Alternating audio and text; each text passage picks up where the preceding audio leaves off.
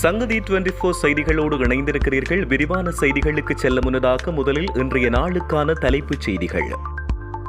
பெண்ணை காண்பித்து எரிபொருள் பெற முயற்சி வழங்க மறுத்த ஊழியரின் கன்னத்தை பதம் பார்த்த நபர். யாழில் பாலியல் குற்றத்தில் பிக்கு கைது, பின்னணியில் சுமந்திரன். வித்தியாசமாக காதலை தெரிவிப்பதாக கூறி காதலி காதலனுக்கு அரங்கேற்றிய கொடூரம். வீடியோவில் காத்திருந்த அதிர்ச்சி. யாழில் பற்றை காட்டுக்குள் கிடந்த பொதிகளால் பெரும் அதிர்ச்சி, தீவிரமாகும் விசாரணை. யாழில் அதிகாலையில் பறிபோன 2 உயிர்கள், துயரத்தில் குடும்பம். அதிபருக்கு 2 வீடு, பிரதமர் ஹரணி பெயரால் மோசடி, போலி கணவன் கைது. ஏனையின் பிரதான வீதியில் விபத்து, குடும்பஸ்தர் பலி. மட்டக்களப்பில் சுட்டுக் கொல்லப்பட்ட விவசாயி பிரேத பரிசோதனையில் வெளியான தகவல். தமிழத்தாயகத்தில் தொடரும் பௌத்தமயமாக்கல், வவுனியாவில் கவன ஈர்ப்பு போராட்டம். சூர்யாவுடன் நடிக்க தயாரான இலங்கையர் திடீர் மரணம். தொடர்பன விரிவான செய்திகள். நாட்டில் எரிபொருளுக்கு இன்று முதல் QR முறைமை அமுலுக்கு வந்துள்ளது. இந்நிலையில் கெஸ்பேப பண்டாரகம வீதியில் அமைந்துள்ள எரிபொருள் நிரப்பு நிலையத்துக்கு வருகை தந்த கார் ஒன்றுக்கு எரிபொருள் வழங்க மறுத்தமைக்காக அதன் ஊழியரை கார் சாரதி தாக்கியதாக கெஸ்பேப போலீசில் முறைப்பாடு செய்யப்பட்டுள்ளது. இன்று அமலில் உள்ள வாகன இலக்கத்தகட்டின் இரட்டை எண்களுக்கு பதிலாக ஒற்றை எண்ணை கொண்ட குறித்த வாகனத்துக்கு எரிபொருள் வழங்க ஊழியர் மறுத்தார். இதனால் ஆத்திரமடைந்த சாரதி ஊழியரின் கன்னத்தில் அறைந்ததாக அந்த முறைப்பாட்டில் தெரிவிக்கப்பட்டுள்ளது. காரின் இடதுபுற இருக்கையில் அமர்ந்த பெண்ணை காண்பித்து அவர் எரிபொருள் கூட்டுத்தாபனத்தின் அதிகாரி என்று கூறி சாரதி எரிபொருளை பெற முயற்சித்ததாகவும் ஊழியர் அதை நிராகரித்தமையால் தாக்குதல் நடத்தப்பட்டுள்ளதாக போலீசார் தெரிவித்துள்ளனர்.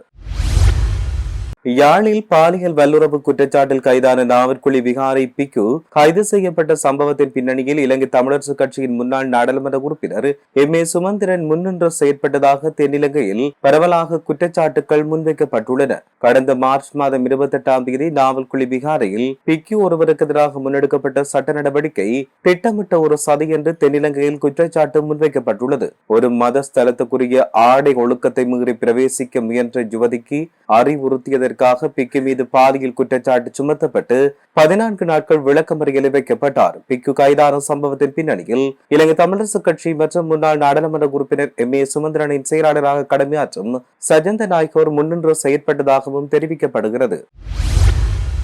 இந்தியாவில் தொலைத்தொடர்பு கடையொன்றில் பணிபுரியும் பெண் தன்னுடைய காதலனை வீட்டுக்கு வரவழைத்து வித்தியாசமாக ப்ரப்போஸ் செய்கிறேன் என்று கூறி அவரின் கண்களை கட்டி நாற்காலியில் கட்டி போட்டு பின்னர் தீ வைத்து எரித்துக் கொண்டதாக இந்திய ஊடகங்கள் செய்தி வெளியிட்டுள்ளன. தன்னை புறக்கணித்ததால் அந்த நபர் மீது கோபமுற்ற பெண் குறித்த இளைஞன் இறப்பதை கேமராவில் பதிவு செய்ததாக போலீசார் தெரிவித்தனர். 27 வயதான காதலர்கள் இருவரும் கடையில் சக ஊழியர்களாக பணியாற்றி வந்தனர். இருவரும் ஒரு வருடத்துக்கு மேலாக காதலித்து வந்தனர். இருப்பினும் சமீப காலமாக காதலன் தனக்கு போதுமான கவனம் செலுத்தவில்லை என்றும் தன்னை திருமணம் செய்து கொள்ள மாட்டார் என்றும் தவறாக புரிந்து கொண்ட அவரை கொலை செய்துள்ளதாக தெரிய வருகிறது.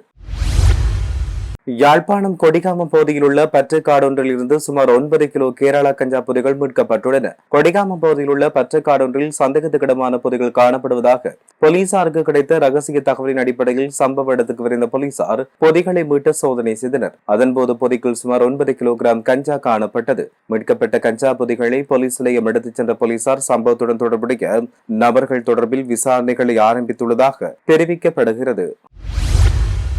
யாழ்ப்பாணம் முரும்பிராய் பகுதியில் இன்று அதிகாலை இடம்பெற்ற வாகன விபத்தில் 2 உயிரிழந்த சம்பவம் பெரும் துயரத்தை ஏற்படுத்தியுள்ளது. விபத்தில் ஒன்றுள்ளில் பயணித்த 65 வயதான தந்தையும் 29 வயதான மகனுமே இவ்வாறு உயிரிழந்தனர். யாழ்ப்பாணம் பலாலி வீதியின் உரும்பிராய் சந்தியில் பலாலி நோக்கி சென்ற மோட்டார் சைக்கிள் எதிரே வந்த லொரியுடன் மோதி விபத்துக்குள்ளானது. இந்த விபத்தில் படுகாயமடைந்து 23 மற்றும் 64 வயதுடைய ஏழாலை பகுதியைச் சேர்ந்த இருவர் யாழ்ப்பாணம் வைத்தியசாலையில் அனுமதிக்கப்பட்ட பின்னர் உயிரிழந்தனர். லொரி ஓட்டுநர் கைது செய்யப்பட்டதோடு கொப்பாய் போலீசார் விசாரணைகளை ஆரம்பித்துள்ளனர். உடலங்கள் யாழ்ப்பாண பொதுநா மருத்துவமனையில் வைக்கப்பட்டுள்ளதாக தெரிவிக்கப்பட்டுள்ளமையும் குறிப்பிடத்தக்கது. பிரதமர் ஹரணி அமரசூரியவின் தனிப்பட்ட செயலாளரின் கணவர் என்று தன்னை காட்டிக்கொண்டு கொழும்பு பொரளை பகுதியில் உள்ள பிரபல பாடசாலை ஒன்றில் 2 மாணவர்களை சேர்த்துக் கொள்ள முயன்ற சந்தேக நபர் ஒருவர் கைது செய்யப்பட்டுள்ளார். சந்தேக நபரை கொழும்பு தெற்கு குற்றத்தரப்பு பிரிவினர் நேற்றைய தினம் கைது செய்துள்ளனர். கைது செய்யப்பட்டவர் பொரளை பகுதியைச் சேர்ந்த 40 வயதுடையவர் என்று தெரிவிக்கப்பட்டுள்ளது. சந்தேக நபர் தன்னை இலங்கை விமானப்படையின் விங் கமாண்டர் என்று பொய் கூறி பாடசாலை அதிபரை அணுகினார். கடந்த சுதந்திர தின விழாவின் போது தான் பானில் இருந்து பாராசூட் மூலம் குதித்ததாகவும் கூறி அதிபரின் நம்பிக்கையை வெல்ல முயற்சி செய்ததாக போலீசார் தெரிவித்தனர். நகர அபிவிருத்தி அதிகார சபையால் வீடுகள் தேவைப்படுவோருக்கு பகிர்ந்தளிப்பதற்காக 5 வீடுகள் தன்னுடைய மனைவிடம் ஒப்படைக்கப்பட்டுள்ளதாகவும் அதில் 2 வீடுகளை அதிபருக்கு பெற்றுத் தருவதாக கூறி அதற்கான விண்ணப்ப படிவங்களை சந்தேக நபர் அதிபரிடம் வழங்கியுள்ளதாகவும் தெரிவிக்கப்படுகின்றமை குறிப்பிடத்தக்கது. கிளிநொச்சி ஏனையின் பிரதான வீதியில் இடம்பெற்ற கோர விபத்தில் குடும்பஸ்தர் ஒருவர் உயிரிழந்தார். இந்த விபத்து நேற்று இடம்பெற்றதாக காவல்துறையினர் தெரிவித்தனர். விபத்தில் படுகாயமடைந்த தர்மராசா என்பவர் சம்பவ இடத்திலேயே உயிரிழந்தார். யாழ்ப்பாணத்தில் இருந்து கிளிநொச்சி நோக்கி பயணித்த KW 8757 இலக்கமுடைய கார் 259ஆம் கட்டை சந்தைக்கு அருகாமையில் வீதிக்கால் நடந்து சென்று கொடுத்த நபர் மீது மோதி இந்த விபத்து இடம்பெற்றது. விபத்தை ஏற்படுத்திய காரின் சாரதி தற்போது கிளிநொச்சி காவல்துறையால் கைது செய்யப்பட்டு மேலதிக சட்ட நடவடிக்கைக்காக வாகன சாரதி நீதிமன்றத்தில் முன்னிலைப்படுத்தப்பட உள்ளார். சம்பவம் குறித்து மேலதிக விசாரணைகளை கிளிநொச்சி போலீசார் மேற்கொண்டு வருவதாக தெரிவிக்கப்படுகின்றமை குறிப்பிடத்தக்கது. மட்டக்களப்பில் காயங்களுடன் சடலமாக மீட்கப்பட்ட விவசாயி உள்ளூர் தயாரிப்பு துப்பாக்கியால் சுட்டுக் கொல்லப்பட்டுள்ளமை தெரிய வந்துள்ளது. இந்நிலையில் நேற்று மேற்கொள்ளப்பட்ட பிரேத பரிசோதனையில் சட்ட வைத்திய அதிகாரி இதை கண்டறிந்துள்ளதாக காவல்துறையினர் தெரிவித்தனர். களுவாஞ்சிக்குடி ஸ்ரீ முருகன் கோயில் வீதியைச் சேர்ந்த காசிநாதன் ஜெயகாந்த் என்ற விவசாயி இவ்வாறு சடலமாக மீட்கப்பட்டிருந்தமை குறிப்பிடத்தக்கது. இதே நேரம் இந்த சம்பவம் தொடர்பில் கடந்த ஞாயிற்றுக்கிழமை காலை தன்னுடைய மிளகாய் செய்கை தோட்டத்தில் இந்த விவசாயி சடலமாக மீட்கப்பட்டார். அதையடுத்து மட்டக்களப்பு போதனா வைத்தியசாலையில் பிரேத பரிசோதனைக்காக அவரின் சடலம் ஒப்படைக்கப்பட்டுள்ளதாகவும் தெரிவிக்கப்படுகிறது. வடக்கு கிழக்கு தமிழர் தாயக பகுதிகளில் அரசினால் மேற்கொள்ளப்படும் பௌத்தமயமாக்கலை கண்டித்து காணாமலாக்கப்பட்டோரின் உறவினர்கள் இன்று கவனஈர்ப்பு போராட்டத்தை முன்னெடுத்தனர். வவுனியா தபாலகத்துக்கு அருகாமையில் தொடர் போராட்டத்தில் ஈடுபட்டு வரும் வடக்கு கிழக்கு வலிந்து காணாமலாக்கப்பட்டவர்களின் உறவினர்களின் சங்கம் இந்த கவனஈர்ப்பு போராட்டத்தை முன்னெடுத்துள்ளது. இதன்போது பௌத்தமயமாக்கலை கண்டிப்பதோடு காணாமலாக்கப்பட்ட பிள்ளைகள் உறவினர்கள் தொடர்பில் நீண்ட காலமாக எவ்வித பதிலும் கிடைக்காத நிலையில் அவர்களின் உறவினர்கள் காத்திருப்பதாகவும் தெரிவித்து பதாதைகளை ஏந்தியவாறும் அமெரிக்கா ஐரோப்பிய ஒன்றியத்தின் கொடிகளை தாங்கியவாறும் போராட்டத்தில் அவர்கள் ஈடுபட்டிருந்தமையும் சுட்டிக்காட்டத்தக்கது. இந்திய திரைப்படம் ஒன்றில் பாராளுமன்ற உறுப்பினராக நடிப்பதற்காக தயாராக இருந்த நபர் ஒருவர் கொழும்பு பண்டாரநாயக்க சர்வதேச மாநாட்டு மண்டப வளாகத்தில் உள்ள கழிவறையில் திடீரென்று விழுந்து உயிரிழந்ததாக கருவாத்தோட்டம் போலீசார் தெரிவித்தனர்.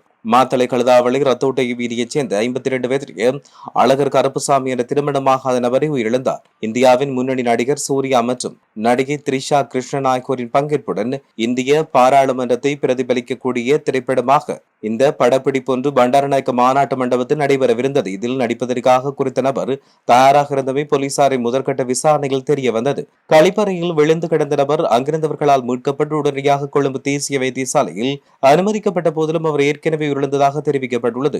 இந்நிலையில் குறித்த நபர் மாரடைப்பால் உயிரிழந்ததாக தெரிவிக்கப்படுகிறது. இந்நிலையில் நேற்றைய தினம் நடிகர் சூர்யா மற்றும் பிரபல நடிகரும் இயக்குநருமான RJ பாலாஜி ஆகியோர் இலங்கைக்கு வருகை தந்தனர். இதன்போது விமான நிலையத்தில் அவரை வரவேற்க ரசிகர்கள் திரண்டிருந்தமையும் குறிப்பிடத்தக்கது. இத்துடன் செய்திகள் யாவும் நிறைவு பெறுகின்றன. மேலதிக செய்திகளுக்காக சங்கதி 24.com உடன் இணைந்திருங்கள். வணக்கம்.